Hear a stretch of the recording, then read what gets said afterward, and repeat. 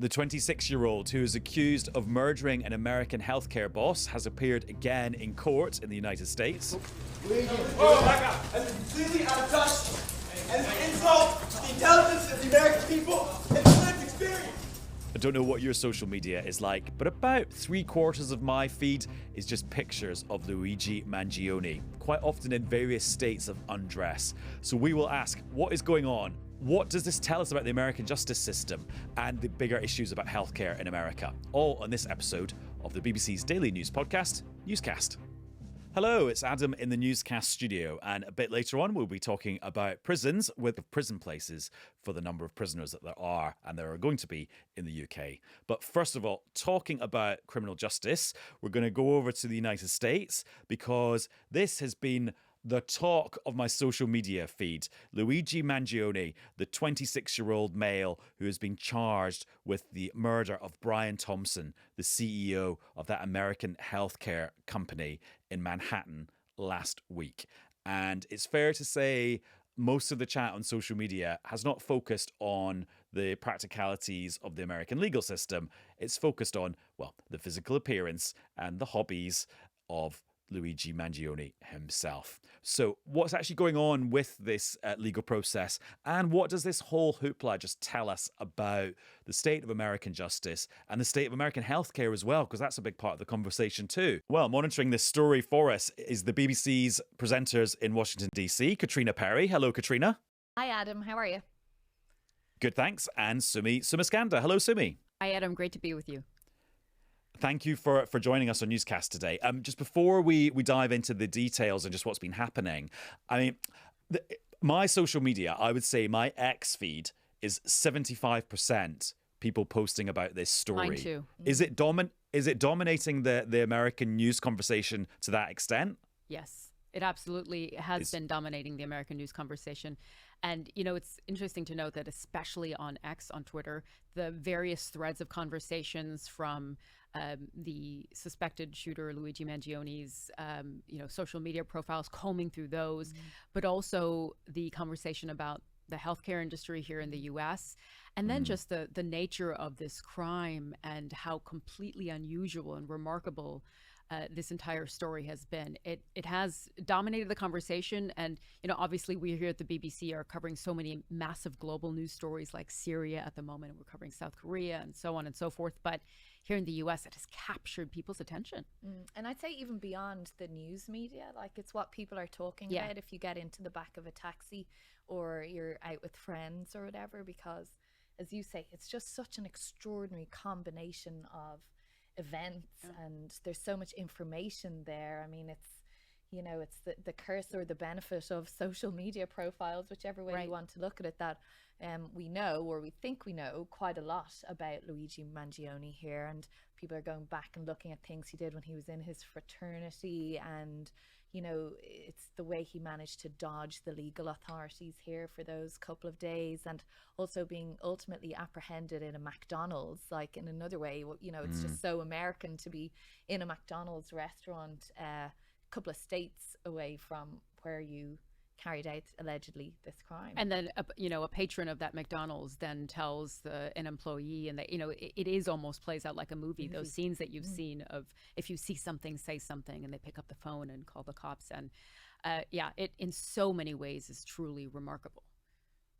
And then with Luigi Mangione himself, I mean, I feel from looking at social media the last few days, almost like he was friends with me on social media, because we've been able to see in such minute detail his education, his graduation from high school, the rankings he gave to books and films on various apps. But then I also then find myself asking, how much of that is actually true? How much of that is people speculating, making stuff up? What do we actually know for definite about him, Sumi?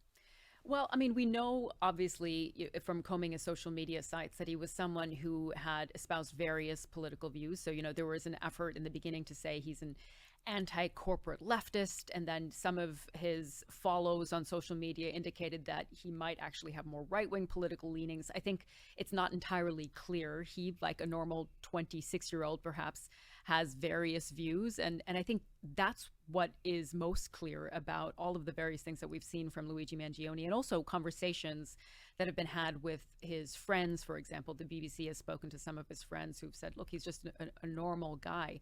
I mean, what we know about him is that he did seem to have grievances about the healthcare system.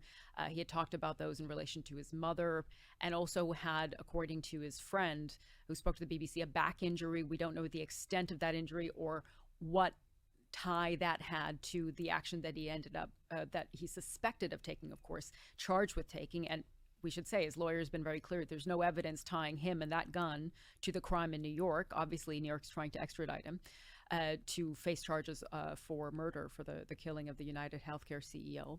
But what we seem to know about him is just so many pieces. It's pieces of somebody's life who lived online. I mean, I think that's what's been really interesting to see, is how many threads of your life you leave behind online when you are engaged in Reddit threads and Goodreads book reviews, as you said, Adam, and conversations with various people. He's somehow completely online and also a bit of a mystery in a way. And you contrast that to the victim, Brian Thompson, yes, the UnitedHealthcare CEO boss, who was killed in Manhattan early in the morning on his way to a corporate meeting. We've kind of heard very little actually about him. And there has been this bigger conversation about healthcare in this country, the cost of it, how much you pay to healthcare providers in health insurance, and then how much you actually get paid out from that, to the point where UnitedHealthcare has had to erect security fencing around its headquarters and around some of its other properties, because there's this kind of, I don't know, fear of protest or something else happening, that it's kind of triggered this other conversation as well, hasn't it, about like how particularly the less well off in this country manage, because there isn't that sort of safety net that there are particularly in European countries, where you have a universal healthcare system that people are cared for. There might be long waiting lists, but you'll eventually get seen, and it's just not the case here. And specifically about a practice from health insurance companies to deny claims. And this is one that, almost immediately after the crime, after Brian Thompson was gunned down on the streets of Manhattan, you saw a number of people. In fact, I think UnitedHealthcare had to take down their Facebook page because there were so many people writing in about how this insurance company had denied them claims. And it is remarkable. I heard a Democrat lawmaker speaking about this the other day, who was saying, it is a tragedy what happened to Brian Thompson, and a horrible crime, but that he was not surprised at the anger and the frustration that's being expressed by so many Americans, to your point, Katrina, because of the way the healthcare industry works here, but also the way that insurance companies in particular are seen as preying on average Americans. Yeah, and challenge, like denying claims, as you say, challenging things through the courts at a point when people are at their most vulnerable because they're sick or their child is sick or whatever. The number one cause of bankruptcy in this country is health bills. So if something very serious happens to you, it can really change your entire life situation. And I think it's kind of feeding into a broader point that we saw writ large in the presidential election as well, about kind of people not feeling that everyone's playing on the same pitch here, and that there are these economic issues where people are really, really, really struggling. I think it kind of all feeds into a sense of just being hard done by as well. And in terms of the criminal justice process here, I mean, there's that clip from Tuesday, I think it was, when Luigi Mangione was going into court, and he kind of turned around and shouted at the cameras and had a go at the police officers. Down. Luigi, back up. And it's completely out of touch. And it's an insult to the intelligence of the American people and the lived experience. Sumi, what is actually just happening in the legal process right now? Right, so he has been charged, and that hearing was in Pennsylvania. Remember, that's where he was apprehended, at this McDonald's in Altoona. And he is facing charges in Pennsylvania for possession of a firearm, for a fake ID that he had presented to police there, a few charges that he's facing there. But what's happening in New York is they are trying to procure an extradition warrant to bring Luigi Mangione over to New York to face charges for the killing of the UnitedHealthcare CEO. Now, his lawyer is fighting those extradition charges. As I said earlier, his lawyer has said there's nothing relating his specific gun to the crime in New York. Police in New York believe differently. They think that they have the evidence to prove that Luigi Mangione did, in fact, kill Brian Thompson. But right now, it's basically, as the lawyers and the prosecutors, have described it, is a bunch of loopholes that they're going through right now. So it is, different states have different laws. And so what they're trying to do is the governor of New York has to sign this extradition warrant to bring Mangione over to New York to face those charges. As of now, however, he's facing those lesser charges in Pennsylvania. And that is the legal process that's basically that the wheels are turning. And it could take a few weeks for him to actually be extradited. But from what we understand from the state of New York, they 100% intend to bring him to New York to face those charges. And in the meantime, you've got the Wild West of social media where people are saying whatever they want about him. And overwhelmingly, the message is that he's quite a handsome guy because there's lots of shirtless pictures of him. And we're in this world where there's this legal process, but also there's this sort of social media lust process as well. Yeah, and all the while he's in prison, he's been denied bail twice in Pennsylvania. And I think, the rules are quite different in the US than they are in the UK or in Ireland and many other countries in terms of what you can say about someone once they're charged. So there aren't those same restrictions. So as you say there, Adam, it's a bit of a Wild West in terms of what people are saying. And I wouldn't be surprised if kind of the next time that he appears in court that there's a gaggle of people outside supporting him for whatever reason, and probably a mixture of reasons, because it's really sort of grabbed the zeitgeist here, this case. And yeah, as you say, like he's being referred to as the hot guy, and the fact that we're told he removed his mask at the hostel in New York originally, which is where that first very clear picture came from, because there was some kind of flirting going on with the person at the desk. So all of this, it just reads and sounds like a movie. And I'm sure there's a movie in the works somewhere about this. But, we do have to wait for that legal process to play out. And I suspect it will take quite some time. And I suppose, Sumi, the point about the American court system is it is just much more public. There's a lot more commentary. And I'm just thinking about like watching court cases where like the lawyers will come out and do press conferences and chat to the media in the middle of the day in court. And you're saying, oh, right, this is it's just all sort of hung out a lot more than it is in other legal systems, as Katrina was suggesting there. And actually, I wonder if all the social media commentary is a sort of 2024 extension of that kind of more old school thing. Yeah, and just think about Donald Trump's hush money trial, and we saw Donald Trump come out every day, when they were on pauses, lunch breaks, for example, and speak to the media directly. I mean, there was constant interaction with the media. You're right that it is quite different to what you would see in other countries, and in fact, the fact that we saw already from Luigi Mangione's when he was apprehended, when he was detained by police in Pennsylvania. Immediately, you saw a number of mugshots come from police there, which is something that in other countries, that's considered part of their privacy, innocent until proven guilty. Here, we've almost had this flood of continuous content about Mangione, and that is actually whipped up even more fervor around this case in social media. And to Katrina's point, I think there absolutely would be a huge presence outside of any court case that ends up happening, which likely would be, in New York, where he's going to be facing those charges if he's extradited as expected.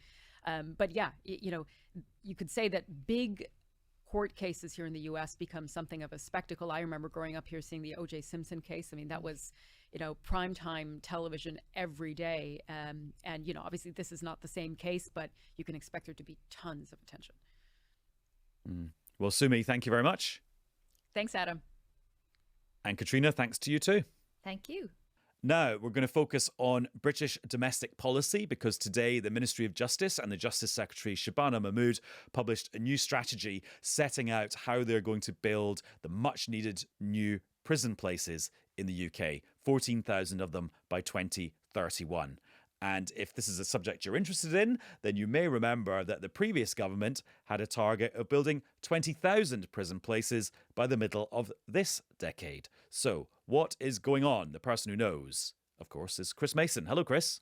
Hi. And we're also joined in the Newscast studio by Alex Chalk, who was the Justice Secretary in the previous government. Hello. Hello, thank you for having me. Not for the whole Conservative government. No. There's a few of you. There were a few. Yeah, that's true. That's true. I was there for a year, but when I was sworn in, the Lord Chief Justice did say, there's been a certain amount of churn. Another one. Another one. And have you just, because you're out of politics now, you've just been in court today. I've been in court today. I'm at the Old Bailey. I'm prosecuting a really difficult and unpleasant murder. Okay, well, let's get you back in your old job then to sort of relax after a difficult day. Yes. Don't know if it's relaxing. Chris, do you want to just give us kind of like the post-it note version of Shabana Mahmood's new strategy? Yeah, so I guess one of the things that the new government inherited, not least because Alex and the previous government were wrestling with this in the final months prior to the general election, was the whole business of prisons and prison capacity and bluntly running out of spaces. And that's something the new government had to take on in the summer, and we saw people being let out early, bluntly, or earlier than they otherwise would have come out of prison. What we've had today from the new Justice Secretary, or newish Justice Secretary, is this plan for 14,000 extra places, prison places in England and Wales over the next decade, 4 more prisons over 7 years, some extensions as well to existing prisons, and then the beginnings of a conversation from her, or the extension of a conversation from her and her ministers, to make an argument that says you can't build your way out of a prison capacity problem. There also needs to be a conversation about reoffending. So 80% of offending is reoffending, so said the Prisons Minister, Lord Timpson, today.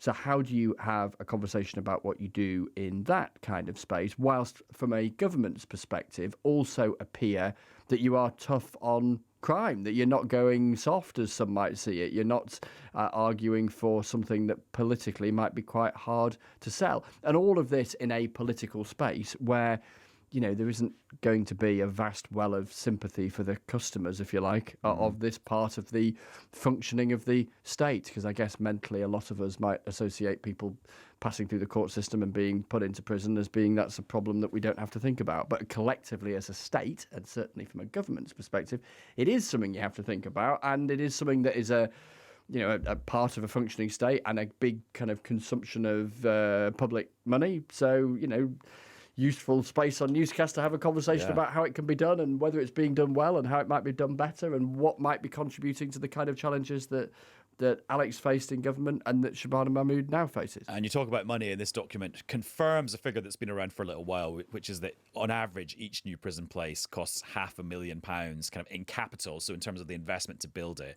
and then quite a lot over its lifetime to actually run it. And there is several billions of pounds behind this strategy. Alex, I really want to pick your brains about just how the whole system works. But first of all, I've kind of got to do the political journalist thing. And Shabana Mahmood in her forward kind of makes some allegations against the previous government that I want to put to you. First of all, just that even the 20,000 pledge, which is what was the pledge a few years ago, the number of places you were going to build, even that wasn't realistic because actually the prison population was always going to grow faster than that. So even your ambitious target, which you didn't even meet, still wasn't even realistic. Okay, well, the first thing is there was a 20,000 target, so that's true. And the target was to do that by the mid-2020s, of which by the end of next year, 2025, we would have built 10,000. So one of the prisons that is about 80% built now is called HMP Millsike. That will open next year. No doubt, Labour will go, brilliant, look at this. We built this prison, but of course it was being built before. And the 3 further prisons that are in this plan, Garth, Gartree and Grendon Spring Hill, those were all the prisons that we were going to build. So they were going to be built. It's true there was a slight delay because of planning issues, but those were going to be built around 28, 29. So that was going to happen in any event. The point that she makes is a fairer point. So that first point that she says is that's a slightly unfair political point. But the point that she makes is a good one, which is that you can't completely build your way out of demand. So that is a fair point, and I think she's right to raise it. However, the solution isn't then, right, well, what we need to do is basically send no one to prison. That's not the solution. The critical thing... she's not saying that, though. No, of course she's not. Of course she's not saying. But just in case anyone were to misunderstand, the critical thing that I'm sort of encouraging the government to look at is the fact that we've got a remand population. That's all these people who are awaiting their trials. So in 2019, not a million years ago, there were 9,000 people in the remand population. That's now 16,000 out of a total prison population of around 88,000. So that additional 7,000, and that's caused because the system is gummed up because of COVID. So what you've got to do is, yes, have a sentencing review, fine. Yes, build prisons, fine. That's all fine. But you've got to find a way of unblocking the system so that the courts work more smoothly. And I've made a number of recommendations in that regard. Okay, I mean, that sounds quite a nerdy point, but let's explore it. I mean, what are some silver bullets then for sorting out the court bit of this puzzle? Okay, well, the first of all, you've got to recognise 90% of all cases aren't heard in the Crown Court, they're heard in the Magistrates' Court. So if you very foolishly went and biffed Chris Mason and you were charged with common assault, that would be dealt with in the Magistrates' Court. Equally, if there was some threatening or abusive or insulting words of behaviour, Magistrates' Court, and they bounce back very fast. So although, they've got greater caseload, they get through it. But in the Crown Court, the total number of cases in the Crown Court 2019, 39,000. It's now 67 or 68,000, which means that when a serious case comes before the court, like a rape or a murder or a manslaughter, that is being listed for trial a long time in the future. That means people are waiting their trials much longer, and a load of them are being kept in custody. So you've got to speed that up. So the answer is you've got to take some of those lower level cases, not in the Crown Court, you've got to put them in the Magistrates' Court. So and it is a nerdy point. Supercharge magistrates' courts, the powers that they have, or the range of cases they can look at. Spot on. So if you put, let me just give you a couple of the cases that are currently in the Crown Court that should be in the Magistrates' Court. So racially aggravated common assault. Of course, it's a serious matter, but usually factually quite simple. Deal with that in the Magistrates' Court. If you're in possession of a false identity document, shouldn't have it, a driver's license that is actually phony, deal with that in the Magistrates' Court. Assault on emergency worker. These poor police officers who are getting thumped by these they're having to wait for their trial, for justice, for 2 years. Deal with that, summary justice, get it done in the Magistrates' Court. But, I mean, you must have experienced this a lot. In the political hierarchy of the public services, like the health service is right at the top. It's kind of like the Oscars, and then getting the courts working is quite down the bottom. It's sort of like a sort of village fate kind of vegetable competition. Well, it is. And just think about this as just a little factoid, a figure to conjure with. The total annual budget of the Ministry of Justice, which deals with over 100 prison establishments, all the courts in England and Wales, all the legal aid budget, the entire probation service, that annual budget is spent by the Department for Work and Pensions in 2 weeks.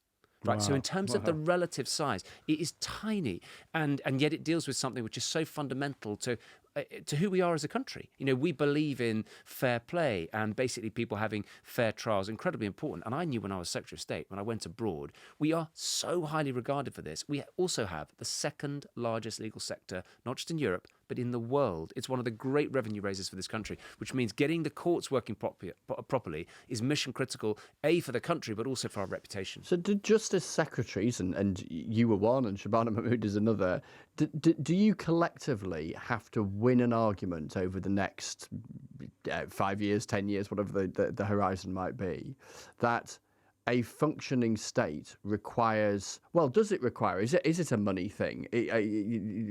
Perhaps the leaning for the lever of money is the wrong mindset. But does it need? Do justice secretaries need to win an argument within government that they need a greater slice of the attention pie, the financial pie, to try and, because this is a problem that's complex, isn't it, and needs real attention to resolve? Look, it does, but actually, I'd say this: it's not principally one about money at this stage. Of course, more money is welcome, and if I had some, I'd actually put it into the court system because we need to be attracting more legal aid lawyers and all that stuff. So I think, with an additional $500 million, my goodness, you could work wonders in that department. However, even if I was Secretary of State now and the Chancellor in their munificence gave me £10 billion, that would not of itself solve the problem, because what you've got to do is some plumbing in the system. And I know it's a boring, nerdy point because people think, oh, well, you haven't got enough places in prisons, therefore you need to just build a load of prisons, or you need to let people out or something like that. The truth is there's a much more sophisticated solution. And the problem we have at the moment is that the government is saying, look over here in the forest, we're doing this sentencing review, okay, because we want to see if there's been inflation. And that's fine. They're saying, look over here, we're building some prisons. And that's fine. But that would be largely treading water because so many places come off. What they've got to do is some plumbing. And my gentle criticism, I'm not here to actually put the boot in particularly. Well, you don't have to anymore. I don't have to anymore, right? So I'm just telling you as a concerned citizen and somebody who loves the justice system, is there's got to be an answer to this problem. Otherwise, you will bake in service standards, which mean people not getting their rape trials listed until 2027, which is unacceptable. And here's one final thing. If you think that this means that the release that took place in July is an end of it, forget it. Unless there is reform, I'm afraid I think it's likely Lord Chancellor have to be letting more people out, which is unconscionable. And that's all very interesting. But can we just sort of focus a bit more back on the prison building thing today, because that is the news story today, and it's so interesting hearing all of this, and it's very important. But just a few other things that I want to put to you. I mean, in this strategy today, the current government says the previous government was a bit kind of weak in the face of the planning system and didn't force through prison building in the face of the planning system. Well, were there levers you could have pulled if you'd been a bit more muscular? Well, no, it's a very fair question. It's a fair challenge. So when I came in April 2023,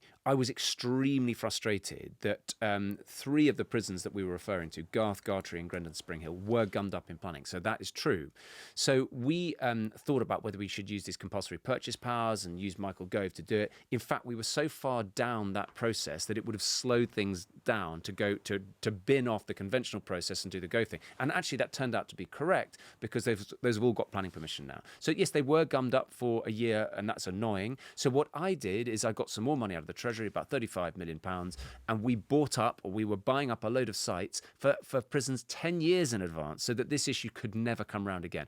Now, this government is doing it in a slightly different way. That's fine. It comes to the same thing. So look, the legitimate criticism is, oh, well, was there a bit of optimism bias and this went back a year? Yeah, I think you could make a reasonable criticism about that. The suggestion that we didn't have a prison building programme, that's rubbish. We had started the largest prison building programme since the Victorian era. 2 were already built, 5 Wells and Fossway. Great nicks, by the way. Go and look at them. Really, really good.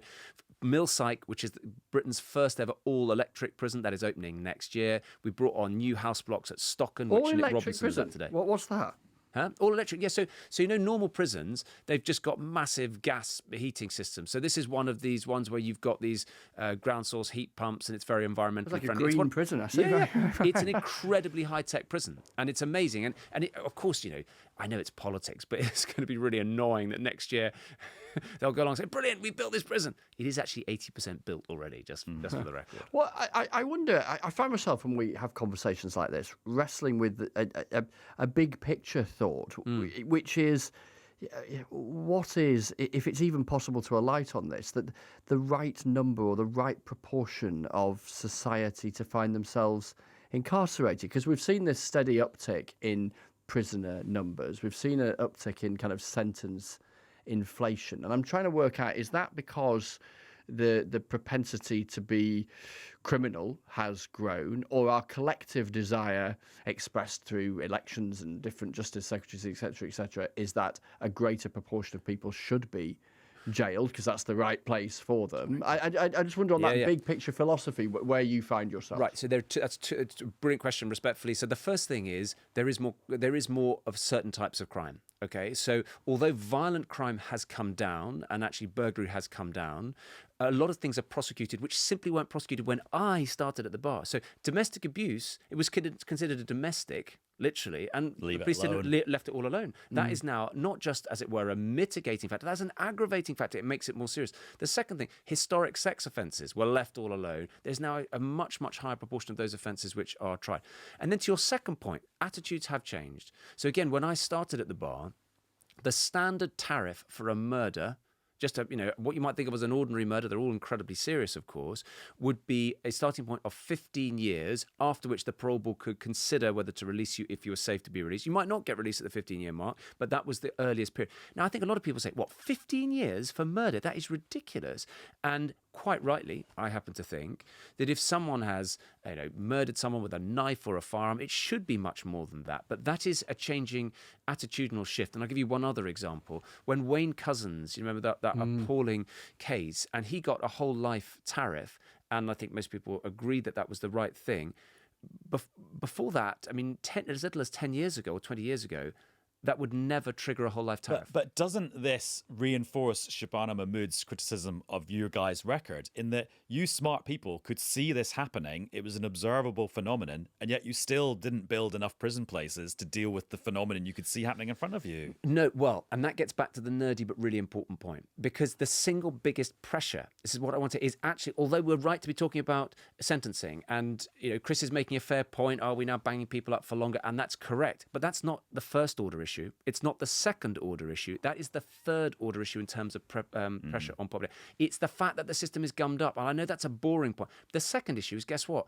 Is recall. So if you got a 2-year sentence, you're out after one, and you're out minding your own business. Now, supposing the offence was committed because you had an alcohol problem or whatever, and although that had been stabilised, you just had a relapse and you didn't attend your appointment with your probation supervisor. You go back inside. Now, even if they were able to stabilise you really quite quickly and sort everything out, you could be waiting for a year before the parole board gets around to deciding whether to spit you back out again. So one of the issues is that the parole board is taking a long time to deal with these recall cases. So all I'm saying is that, of course, we should talk about all these other things, and the government is perfectly entitled to talk about sentencing. That's fine.